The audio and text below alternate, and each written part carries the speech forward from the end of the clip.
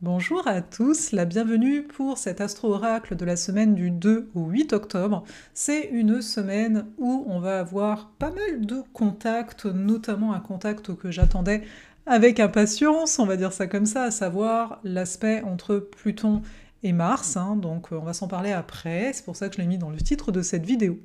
J'espère que la semaine dernière s'est bien passée pour vous, notamment la pleine lune en bélier. Venez me dire en commentaire comment vous l'avez vécue celle-ci, parce que l'air de rien, personnellement, ça a été. Voilà.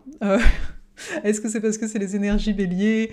Est-ce que c'est parce que quelque part, là, le carré du 8 octobre, personnellement, dans ma carte du ciel, ça va plutôt déménager, enfin on verra, je vous raconterai, mais bon, ça va venir sur des points sensibles de ma carte, on va dire ça comme ça, donc c'est plus voilà, ce moment-là, personnellement, que j'attends de voir. Sinon, je trouve que la semaine dernière, avec le trigone qu'il y a eu entre Mercure et Jupiter, il y a eu énormément d'élan. Personnellement, comme Jupiter en ce moment, il est sur mon Mercure natal, qu'il a formé dans le ciel le trigone à Mercure en Vierge, eh bien j'étais assez inspirée pour écrire, et donc je vous réserve dans la semaine une petite vidéo pour vous présenter une surprise gratuite ici, voilà. Donc j'ai hâte de vous présenter ça parce que ça fait un moment que j'y pense, ça doit faire peut-être 2 ans, Vous verrez, vous allez peut-être vous dire, ah, c'est pas grand-chose, si, en termes de travail, c'est quelque chose en tout cas. Et donc ça m'a aidé à écrire, il y a des textes, donc à écrire ça. Et c'est marrant parce que avec la rétrogradation, les aspects Mercure-Jupiter, on en a eu quelques-uns, et ça m'avait fait le même coup. C'est-à-dire d'un coup, j'ai plus une meilleure concentration pour écrire. Et donc je vous inviterai, pour ceux qui connaissent leur carte, je sais qu'il y en a qui connaissent un peu moins, et c'est correct, mais quand vous connaissez votre carte, observez en fait, surtout que là c'est sûr qu'il y a eu un recul, etc. Observez certains aspects comme ça, comment vous les avez vécus tout simplement, parce que là sur le coup je vois que ça a donné la même chose. Voilà, bon c'était une grande introduction, on va regarder la semaine. Donc on entre au mois d'octobre, n'est-il pas? Et tout de suite, enfin quasi le 4 octobre, on a Mercure qui va arriver en Balance. Donc déjà, premier changement.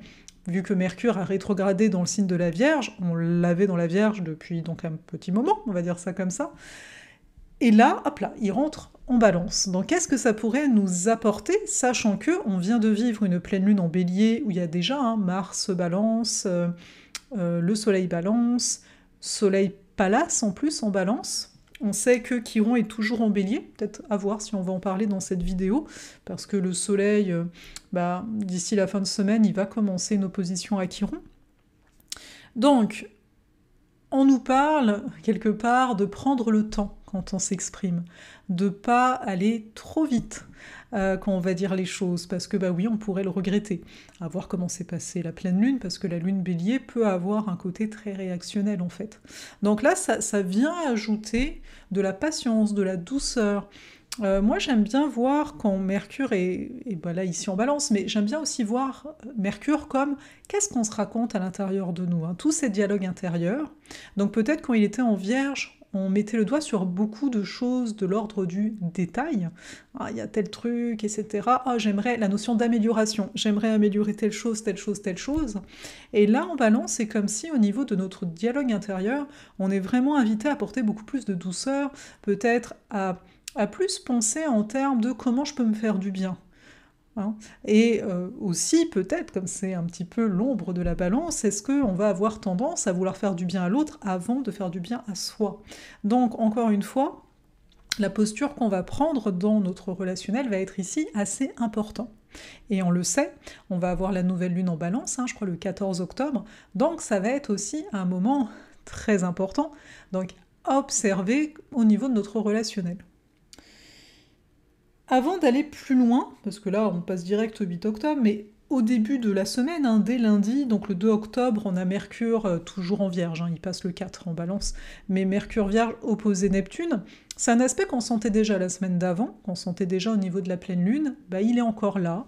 Encore une fois, c'est un aspect double, à savoir à la fois le côté il nous faut de la clarté, c'est pas pour rien si actuellement, c'est le dernier jour aujourd'hui, si vous voulez un coup de pouce en ma compagnie ou en compagnie d'un des astromages, vous avez jusqu'à ce soir pour prendre rendez-vous. C'est une opération spéciale, après il n'y aura plus. Mais donc il y a peut-être besoin de clarté, de se dire ok, là on en est où ? Donc, parce que Neptune peut apporter du flou à Mercure. Après, ça peut être à l'inverse, on se sent particulièrement inspiré.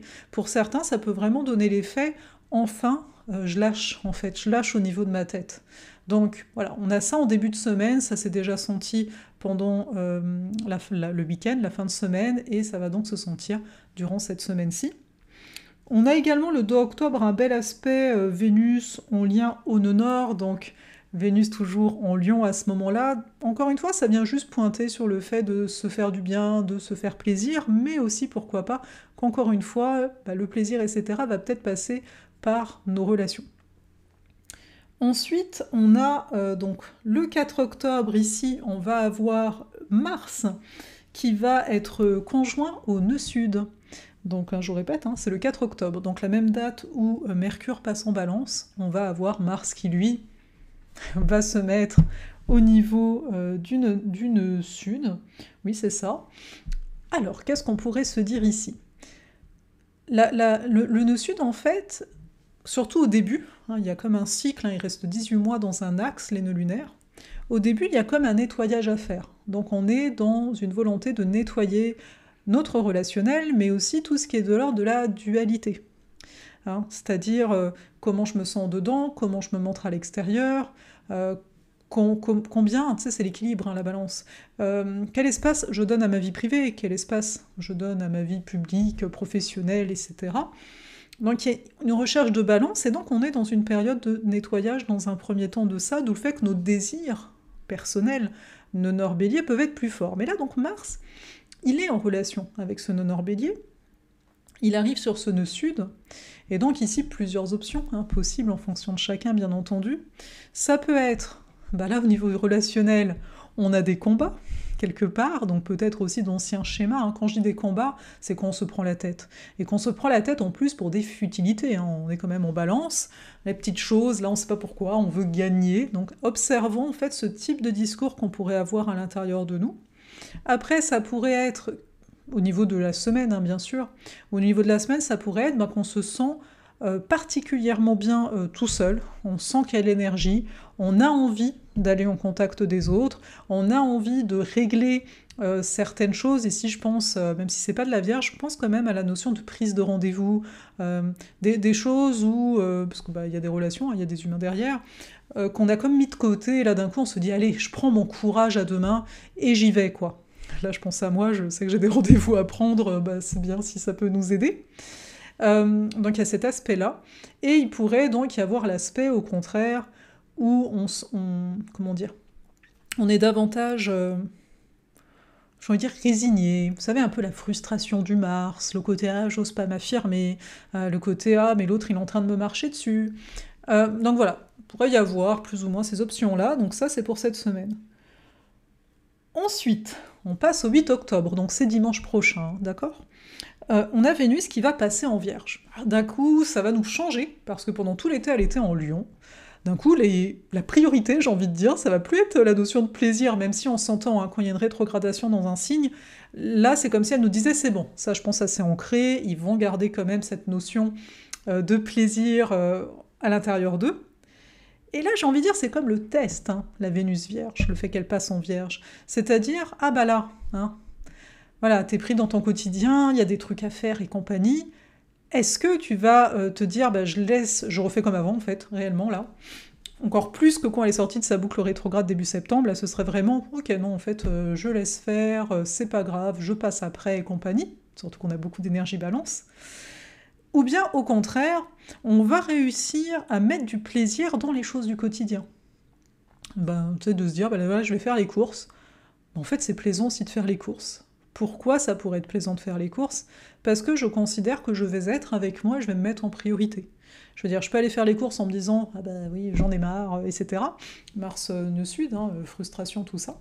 Ou bien de me dire « ça va être l'opportunité pour moi de prendre l'air. » Parce que c'est vrai qu'en ce moment, je bouge pas trop, par exemple, ou de mettre un podcast, quelque chose qui fait que j'ai pas le temps d'écouter des podcasts à la maison, mais je vais le faire à ce moment-là.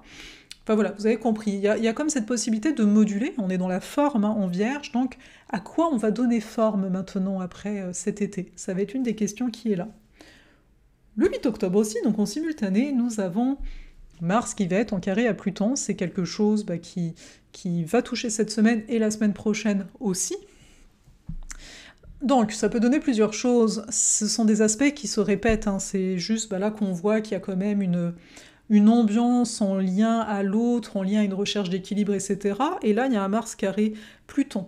Donc ça peut nous parler de la mort d'une façon de faire, de la mort d'une façon, Mars Balance, d'entrer en relation, de prendre des initiatives par rapport aux autres, peut-être de se rendre compte que je n'ai jamais établi de contrat, ni avec moi, ni avec les autres, et ce serait peut-être temps.